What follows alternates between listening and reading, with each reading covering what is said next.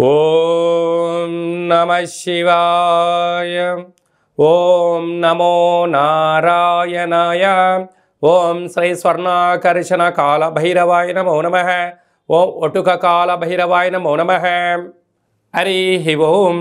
మా ఛానల్కి స్వాగతం. చూస్తున్న వీక్షకులకు, ప్రేక్షకులకు, ప్రియ కాళభైరవ భగవద్బంధులకి స్వాగతం పలుకుతూ మమ్మల్ని ఎంతగానో ఆదరిస్తూ ఉండబడిన ప్రియ సోదరి మనులకు అందరికీ కూడా ముక్కోటి ఏకాదశి పండగ శుభాకాంక్షలు.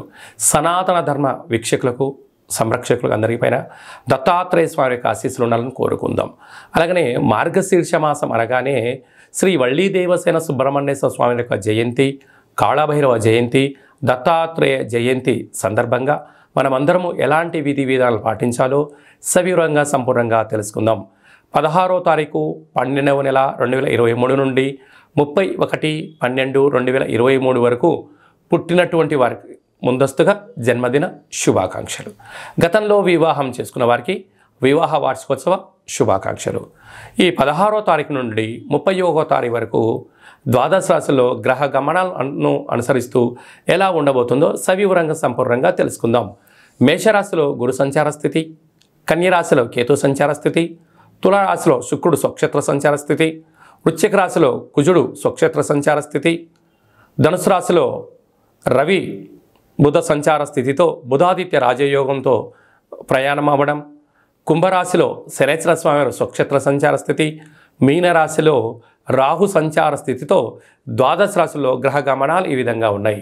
ఇక్కడ విశేషంగా శుక్రుడు స్వక్షేత్రకారకుడు, కుజుడు స్వక్షేత్రకారకుడు, శనేశ్వర స్వామివారు స్వక్షేత్రకారకుడు.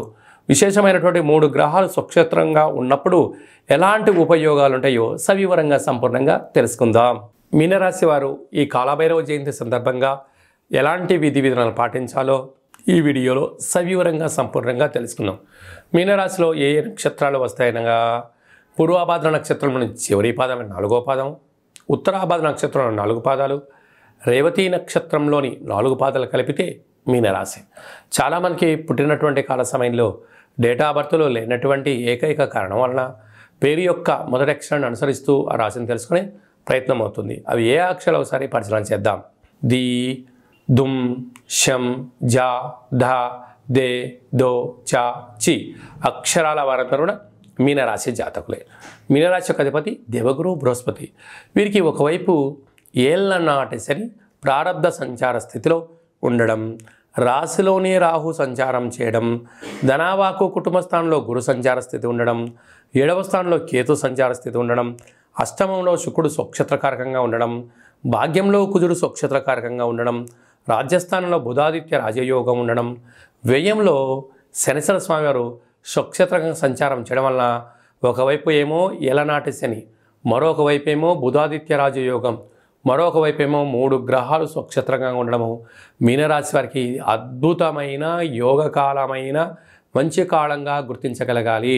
వీరు చేస్తున్న వృత్తులలో, ఉద్యోగాల్లో, వ్యాపారాల్లో ధర్మబద్ధంగా, న్యాయబద్ధంగా ఉండడం వలన ప్రమోషన్స్ రావడం, విదేశాలకు వెళ్ళడం, విదేశాల నుంచి పెట్టుబడులు మీకు రావడం, స్థిరాస్తులు, చరాస్తులు, గృహాలు, భవనాలు, క్రయ విక్రయాలు యోగదాయకం. కాకపోతే మీ జన్మ నక్షత్రం రోజున అష్టమి తిథి, పూర్ణిమ తిథి అందున దూరవాయు జల ప్రయాణాలు పెట్టుకోకపోవడం మంచిది. అలాగే ఆవేశానికి దూరంగా ఉండడం, ఆలోచనగా ఉండడం, జ్ఞానంగా ఉండడం, ఆధ్యాత్మికమైన సేవలు, యోగా, ఆసనం, మెడిటేషన్ లాంటివి కార్యక్రమం చేయడం వలన అనేక రకాల ఒత్తిడి నుంచి జయించి సంపూర్ణ స్థితి, ఆయురారోగ్యం మీ సొంతం కాబోతుందని చెప్పి గమనించాలి. అలాగే సాఫ్ట్వేర్ ఉద్యోగస్తులకు, హార్డ్వేర్ ఉద్యోగస్తులకు, స్వయం వృత్తుల వాళ్ళు, సేవారంగాల వాళ్ళు, అలాగనే గృహ భవన నిర్మాణ కార్మికులకు, వ్యవసాయ సోదరీమణులకు ఇది చాలా మంచి కాలము అని చెప్పి గమనించాలి.